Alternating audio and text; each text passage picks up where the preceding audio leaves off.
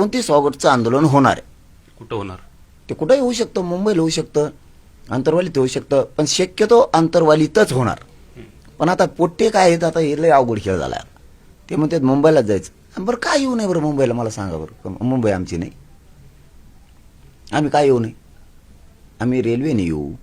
पोर आम्ही गरीबाचे पोर आहेत, तिकीट काढू 200-200 रुपये, 300-300 रुपयाचं. मुंबईला रेल्वेने येऊ, काही रिक्षाने येते. पोरं तर म्हणते सगळे रिक्षा महाराष्ट्रात जेवढे मराठ्याचे पोराकडे रिक्षा आहेत ते पुरेच मुंबईला घ्यायचे त्या बारीने.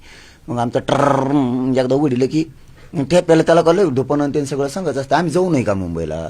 आता ह्यावेळेस पोरांचे नवीन फोन सुरू झाले. आता मराठ्याच्या पोराजवळ जेवढे रिक्षे आहेत अख्खे रिक्षे घ्यायचे मुंबईला. कारण बी सांगतो, हे परत म्हणते फडणवीस बाबा मुंबई तुंबायची काय, एवढी बारीक बोळ असते तरी निघती म्हणून. मोठ्याल्या गाड्या नाही निघू शकतात टारका टोरका तिकडून, मग म्हणून मोठ्याल्या रस्त्याने आपलं बारीक रस्त्यातून गुरु घातलं की थेट फडणवीस साहेबाच्या बंगल्यापाशी आपले टपकून गेले, बसले. एखाद्या वेळेस काय वर्ष बंगल्यावर बसायला अडचण आहे का? तिथं बसणार वर्ष. काय होतं त्याला? खालून इशीची हवा वर लागत जाते ना आम्हाला उपोषणाला बसल्या काय अडचण आहे का? फडणवीस साहेबांनी एकट्यानेच बसावं का?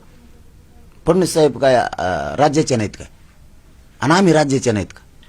तुम्ही तिथं हमेशा राहता, एखाद बार आम्हाला राहून द्या, वरी बसू शकतो मी, टाक्यावर बसतो बा त्याचं पाण्याच्या. पाणी कमी झालं तर बरी जाईन वरून. तुम्ही ये जा मला तपासायला तिथं, काय अडचण? ते बी डॉक्टरेट का काय कोण घेतलेली त्यांनी, पदवी आहे ना वाटतं त्यांच्याकडे. जाबला ते घालून ते स्टेटस सुरू, त्याला काय नेट आहे का?